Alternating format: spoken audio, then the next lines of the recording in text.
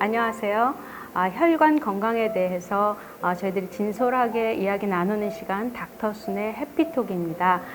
저는 사회를 맡게 된 아주대학교 의과대학의 이순영입니다. 반갑습니다. 닥터순의 해피톡은 여러분들이 평소에 궁금하게 생각하시는 그런 건강 사연들을 가지고 이 전문가 선생님들하고 풀어가는 그런 시간인데요. 오늘 특별히 이러한 사연에 대해서 궁금증을 풀어주실 두 분을 모셨습니다. 전문가 선생님 두 분이신데요. 한 분씩 소개를 해 올리겠습니다. 첫 번째 안지연 선생님이십니다. 안지연 선생님은 제가 된 지 한 10여 년 됐는데 당시에는 중앙대학교 의과대학의 교수님이셨고요. 현재는 한국의학연구소에 계십니다. 그리고 두 번째 이미숙 교수님이십니다. 안녕하세요. 이미숙 교수님은 임상영양 사실은 굉장히 경험이 많으신 교수님이시고요. 현재 경희대의 노인학과의 교수님으로 계십니다. 반갑습니다. 자, 그러면 오늘 한번 사연으로 들어가 볼까요? 제가 한번 읽어보도록 하겠습니다. 안녕하세요. 저는 31살 남자입니다. 20대 때만 해도 제법 몸이 좋은 편이라고 자신하고 다녔는데 3년 전 직장 생활을 하면서 야식의 매력이 빠져 체중이 3년 전에 비해 10kg나 늘었습니다. 엄청 많이 늘었죠? 야식은 좀 먹지만 그래도 담배는 안 피우고요. 술은 일주일에 한 번 정도, 소주 한 병이나 맥주 2병밖에 안 마십니다. 시간도 없고 피곤도해서 운동은 못하고 있는데 업무 자체가 몸을 많이 움직이는 업무라 딱히 필요성은 못 느끼고요. 그런데 올해 건강검진에서 혈압이 145에 87이라고 나왔어요. 고혈압이 의심된다면서 병원에 가보라는 말에 너무 충격을 받았습니다. 솔직히 어디가 아픈 것도 아니고요. 145면 고혈압 기준에서 겨우 5밖에 안 넘은 것 같던데 병원에 꼭 가야 하는 건가요? 아니면 그냥 일시적으로 높은 거 아닐까요? 라는 이제 사연입니다. 우리가 이제 주위에서 흔히 볼 수 있는 또 사연이기도 한데 이분은 이제 겨우 30대 초, 이제 막 직장 초년생이신 것 같습니다.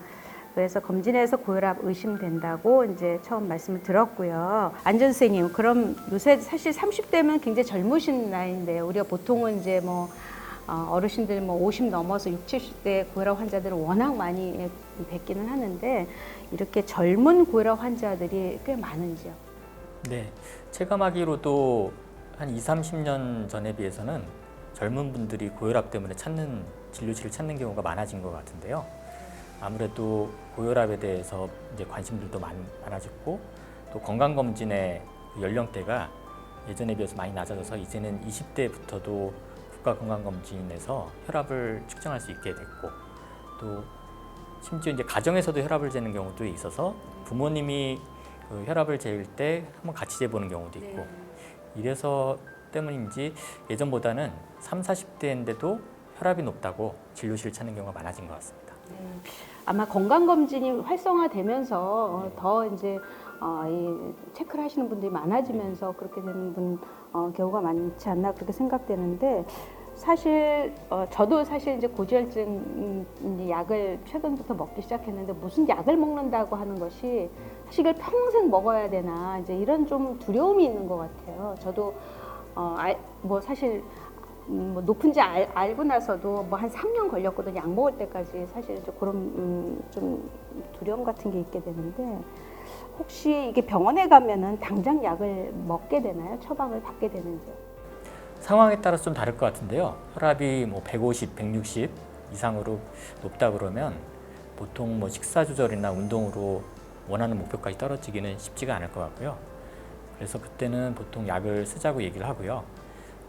뭐 140이 약간 넘거나 할 경우에는 일단은 고혈압이라는 게 한 번 재서 높아서 고혈압이라고 얘기를 하지 않기 때문에 역시 다른 날 어차피 이제 진료실을 찾으면은 그 사례처럼 그럴 경우에는 한 번 더 재서 어느 정도 높은지에 따라서 이분이 다른 위험 요인들 예를 들어서 담배를 핀다든지 당뇨병이 있다든지 가족력이 있다든지 이런 상황들을 봐서 뭐 생활 습관을 바꾼다든지 이 정도로만 끝날 수 있는 건지 아니면 적극적으로 약물 치료를 같이 처음부터 하자고 권유할지는 상황에 따라 다를 것 같습니다.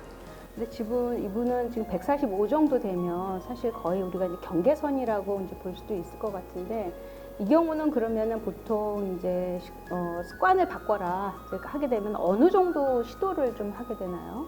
보통은 한 3개월 정도 저희가 보고 그동안에 뭐 식사 습관이라든지 싱겁게 먹고 운동을 열심히 하고 또 체중이 중요한 건 또 체중이 많이 늘었잖아요. 체중이 빠지는 걸 봐서 또 그 정도 어느 정도 체중이 줄어들고 혈압이 좋아진다 그러면 그 상태로 또 유지할 수 있지 않을까. 예, 혈압도 분명히 낮아질 부분이 있기 때문에 그런데도 불구하고 뭐 생활습관 교정이라는 게 쉽지 않기 때문에 체중도 잘 빠지지 않고 또 덩달아 혈압도 원하는 만큼 떨어지지 않으면 그때는 약을 쓰시는 것이 좋겠죠.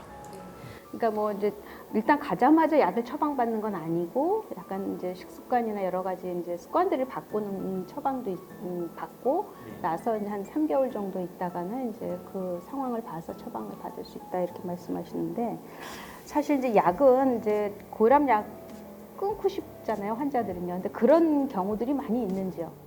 만약에 체중이 많이 불어난 분이다 또는 평상시에 뭐 짜게 먹는 습관을 갖고 계신 분이다 이런 것처럼 뭔가 개선을 하면 좋아질 만한 여지가 있다고 하면은 그런 분들은 약을 쓰다가 체중이 많이 빠지고 싱겁게 먹고 그런 부분 때문에 혈압이 좋아진다 그러면 이제 약의 개수를 줄이거나 용량을 줄이거나 하다가 간혹 가다가 이제 약을 끊을 수도 있는데요.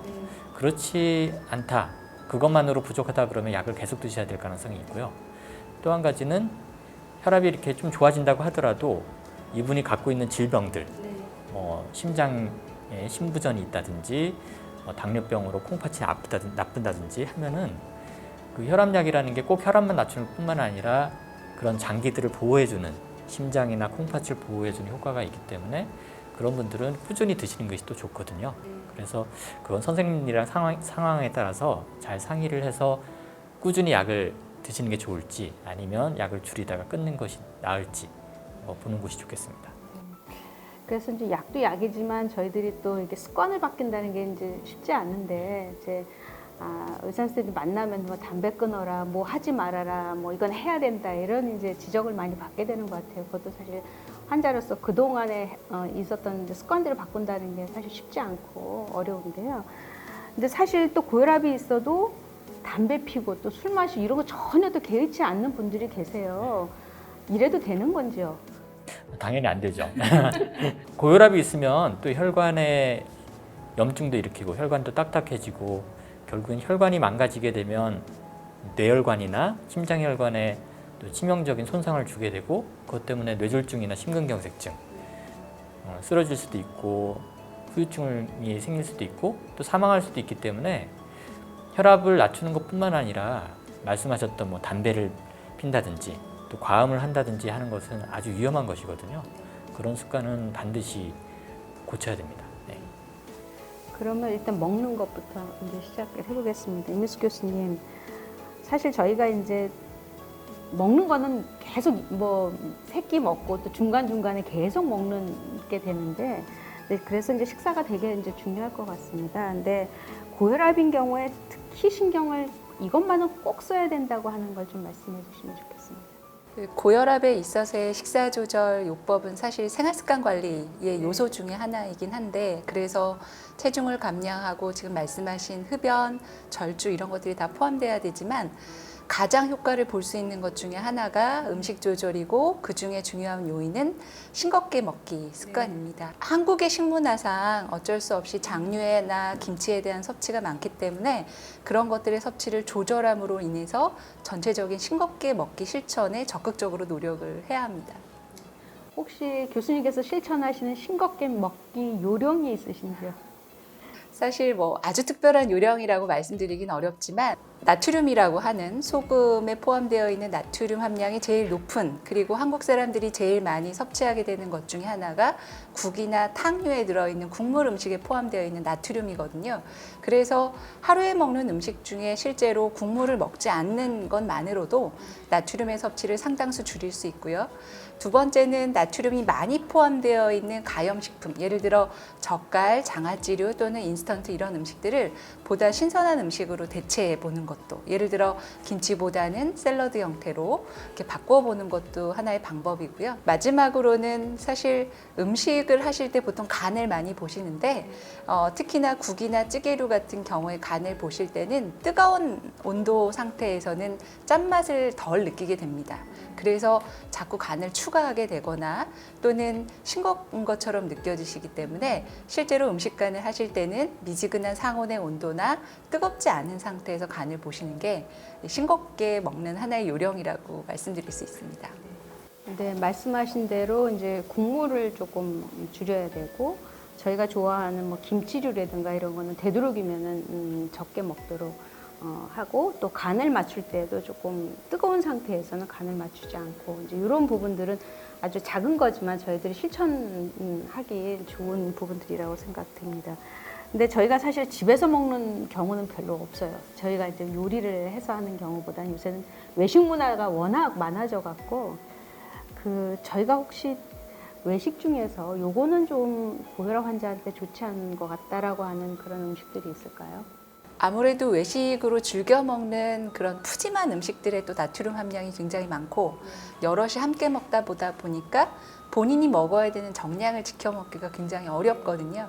그리고 특히 즐겨 하게 되는 어떤 패스트푸드, 햄버거나 치킨, 피자 형태의 외식이나 또는 진한 국물류 또는 뭐 맵고 짠 음식 이런 것들에 대한 전체적으로 조절을 해야 되기 때문에 어떤 특정 음식이 나쁘다고 표현되기보다 본인이 외식을 하고자 마음을 먹었을 때는 가서 음식을 조리할 때보다 좀 싱겁게 조리해달라고 요청을 하는 것도 하나의 방법이고 나오는 소스나 이런 것들을 좀 분리해서 제공해달라고 요청하는 것도 하나의 방법입니다. 또 최근에는 집에서 시켜 먹는 배달 음식이 굉장히 빈번해졌는데요. 그 배달 음식에 포함되어 있는 양념류, 특히 조미료에 들어있는 나트륨이 또 굉장히 많기 때문에 그 부분에 대한 것들도 조심해야 된다고 아주 각성해야 될 것 같습니다. 맞아요. 달기도 하고 짜기도 하고 굉장히 자극적인데 되게 맛있는. 네, 그래서 저희 또 새로운 또 아이들, 신세대들은 또 그런 거에 굉장히 맞들여져 있는 게 정말 조금 문제라면 문제인 것 같습니다. 그러면 먹는 것도 중요한데 이제 운동인데요. 사실 운동이 왜 어떻게 혈압을 낮출 수 있을까요? 운동을 하라고 그렇게 얘기를 하는데 안재현 교수님 말씀해 주시죠. 운동이 혈압을 낮추는 기전에 대해서는 이제 여러 가지 설명들을 하고 있는데요. 대표적으로 갑자기 이제 운동을 하게 되면 이제 맥박도 빨라지고 혈압도 오히려 올라가는데 그때는 우리 흔히 예전에 배웠던 교감신경이라는 것이 이제 활성화가 되지만 꾸준히 유산소 운동, 뭐 빠르게 걷는다든지 수영을 한다든지 이런 운동을 하게 되면 우리 몸이 이제 부교감신경, 오히려 마음이 편안할 때 나오는 여러 가지 그런 물질들이 우리 몸에서 나오면서 혈관도 확장되고 그래서 결과적으로는 혈압이 이제 낮아지는 효과가 있고요. 장기적으로는 이런 유산소 운동을 통해서 이제 체중이 줄어드는 효과가 있어서 이것 또한 이제 또 혈압을 낮추는 효과를 보일 수가 있습니다. 그러면 주로 고혈압 환자한테 권하는 그런 운동은 어떤 것들이 있나요? 네, 흔히 이제 유산소 운동이라고 얘기하는 이제 빠르게 걷는다든지 또는 뭐 수영이라든지 그런 류의 이제 운동들이 좋고요. 또 그것과 이제 또 대비되는 운동이 저항성 운동이나 이제 근력 운동이라고 표현을 하는데 뭐 아령을 든다든지 역기를 든다든지 그런 운동들은 혈압이 조절되지 않는 상태에서 무리하게 하는 것은 좀 권하지 않거든요. 제가 만났던 환자분들 중에서도 70대 노인이신데 굉장히 건장하셨거든요. 근데 그분은 본인이 뭐 젊은 사람들보다 역기도 훨씬 더 잘 들고 한다고 막 자랑을 하시는데 문제는 그분이 혈압이 뭐 160, 170 이렇게 조절이 안 되신 분이었어요. 그분께는 권한 것이 좀 이제 혈압약을 드시고 혈압이 조절된 상태에서 예전에 젊었을 때 들듯이 그때 가서 이제 역기를 드시는 걸 권하고 그 전까지는 좀 유산소 운동을 통해서 혈압이 좀 낮아지는 쪽으로 혈압약도 드시고 좀 체중도 줄어들고 그런 걸 먼저 하는 게 중요하다 이런 말씀을 드렸고 그렇지 않고 근력이나 저항성 운동을 할 경우에는 오히려 혈압이 올라갈 수가 있습니다. 그래서 저희들이 이제 스포츠 센터 같은 데 보면 사실 근력 운동들을 굉장히 열심히들 하고 그게 참 붐이기도 한데 사실 이제 혈압 체크를 하는 거는 필요한 것 같아요. 그래서 센터마다 지금 혈압기가 있기는 한데 그런 것들 것들을 한번 챙겨서 측정하는 것도 필요해 보입니다. 그럼 오늘 이제 아까 사연을 저희들이 읽어봤는데요. 주신 분의 경우를 한번 다시 돌아가서 혈압이 145에 87, 그러니까 아직 뭐 고혈압 진단 기준 이제 살짝 넘은 건데 어떤가요? 이런 경우가. 역시 한 번 더 재보았으면 좋겠고요. 네. 역시 계속 쟀는데도 높은 혈압이 140, 낮은 쪽 혈압이 90이 넘는다라고 하면은 내가 고혈압이겠구나라고 생각을 하시고 선생님이랑 상의를 해서 어떤 생활 습관을 바꿔야 되는지, 이분은 일단 결정적으로 체중이 많이 늘어났으니까 체중을 어떻게 줄여야 되는지 그것도 상의를 해보시고, 아니면 뭐 다른 요인들이 같이 있는지 봐서 약을 같이 시작하는 게 좋을 것 같습니다. 또 한 가지 말씀을 드리면, 혈압이 초반에 145에 87이라고 했는데 정말 정확하게 쟀을까, 이런 것도 한번 생각을 해보고, 왜냐하면 이제 혈압을 잴 때 뭐 다리를 꼬고 앉는다든지, 아니면 이렇게 등받이가 없는 의자에서 잰다든지, 아니면 막 계단을 올라온 다음에 바빠서 바로 잰다든지 하게 되면 일시적으로 또 혈압이 올라갈 수 있거든요. 그러니까 이번에 잴 때는 좀 마음 편안하게 등받이 있는 의자에서 심장 높이에서 혈압을 재는 그런 방식으로 해서 제대로 한번 체크를 하는 것이 좋겠습니다. 방금 말씀하셨을 때 이제 이 체중이 너무 올라가면 혈압이 올라간다. 그게 왜 그런가요? 역시 체중이 증가됐을 때, 비만일 때 혈압이 오르는 그 기전에 대해서도 여러 가지로 설명을 할 수는 있지만, 뭐 대표적으로 하나를 설명드리면, 체중이 많이 늘어나면 우리 몸에 이제 조직, 세포의 양이 많아지는데 그 구석구석으로 피를 보내려고 그러면 결국에는 작은 혈관들도 많아지고, 또 그 안에 이제 혈액 수분의 양이 많아지잖아요. 그렇게 되면 혈관 안에 떠돌아다니는 피의 양이 많아지게 되면 심장 안으로 들어오는 역시 피의 양도 많아지게 되고, 그러면 심장에서 쥐어짜면서 많은 양의 피가 나가게 되죠. 그게 이제 혈관벽에 부딪히면서 이제 압력이 전달되거든요. 그렇기 때문에 이제 혈압이 올라간다고 볼 수 있고, 또 장기적으로는 이제 혈당도 올라가고, 그 혈당이 올라가는 것을 누르기 위해서 췌장에서 인슐린이라는 호르몬이 만들어지는데, 그 인슐린의 농도가 올라가게 되면 그것도 역시 혈관이라든지 혈압에 영향을 줄 수 있습니다.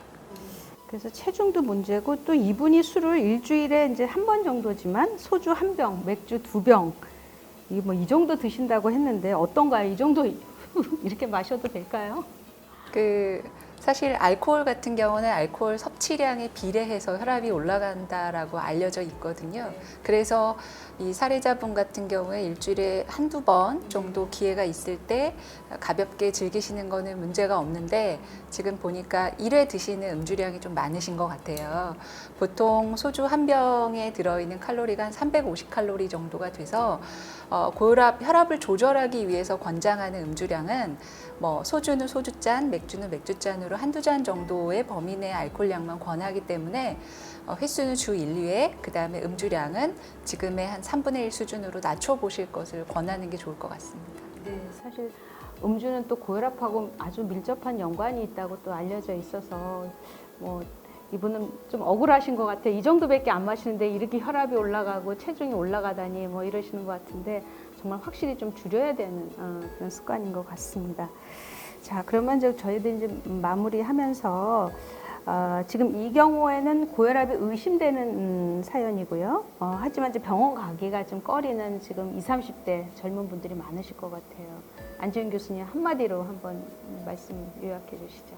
네, 고혈압이 평상시엔 증상이 없다 보니까 많이들 소홀해지기 쉽고, 특히 30, 40대 직장 생활하기 바쁘고 본인이 뭐 별로 느끼는 것이 없기 때문에, 또는 부모님 중에 또 고혈압이 있으시면 내가 어떻게 평생 약을 먹어야 되나 이런 생각 때문에 안 가시는 경우가 있는데, 저희는 이제 꾸준히 환자분들을 보다 보니까 20대, 30대 때 고혈압 진단되는데 그냥 소홀히 하다가 몇 년 사이에 뭐 눈이 망가진다든지 심장이 벽이 두꺼워진다든지 뭐 콩팥이 망가져서 소변에서 단백질이 빠져나가고 뭐 투석을 한다든지 이런 안 좋은 사례들도 많이 보거든요. 그러니까 증상이 없다고 바쁘다고 해서 진료실을 찾지 않아서는 안 되고, 뭐 건강검진이라든지 어떠한 그런 경우를 통해서 혈압이 높다라고 확인이 되면 꼭 그 병원을 찾아서 선생님과 상의하시는 것을 권장드리고 싶습니다. 김윤숙 교수님, 그러면 고혈압을 이제 막 진입하려고 하시는 젊은이들한테 이것만은 꼭 고치자 하고 하는 거 하나 권해주시죠. 이 사례자 같은 경우에 이제 진단과 또는 혈압약과 이런 것들에 대한 아주 경계에 미묘하게 서 있는 상황에서 본인이 그 이상으로 넘어가지 않기 위해서는 식사 조절이 반드시 필요한데 아마 평상시에 내가 이 음식을 좋아하는데 이 음식은 혈압에 좋지 않을 텐데 라고 떠올려지는 음식들이 있으면 모든 생활 습관을 한번에 동시에 고치기 어려우시니까 그런 음식들 3가지만이라도 꼽으셔서 절대적으로 조절을 해보시는 건 어떨지 그렇게 제안을 드려봅니다. 네, 감사합니다. 두 분 감사합니다. 오늘 사실 이제 30대 초반 이제 고혈압을 이제 진단받기 전 단계에 계신 사연을 저희가 들어보면서 미루지 말고 반드시 다시 한번 검사를 받아야 된다는 사연. 말씀 그리고 이제 식사 조절에 대한 더 중요한 부분들을 강조해 주셨습니다. 여러분들이 좀 유사한 그런 이제 경험을 갖고 계신 젊은 분들이 많이 계실 것 같아요. 좀 귀 담아 주셨으면 좋겠다는 말씀을 드리면서 오늘 이렇게 마무리하도록 하겠습니다. 두 분 이렇게 나와 주시고 또 좋은 말씀 주셔서 대단히 감사드리고요.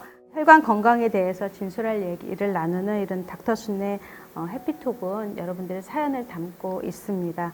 그래서 다음 시간에는 또 새로운 사연으로 여러분들을 만나 뵙도록 하겠습니다. 감사합니다. 이것으로 마치도록 하겠습니다. 고맙습니다.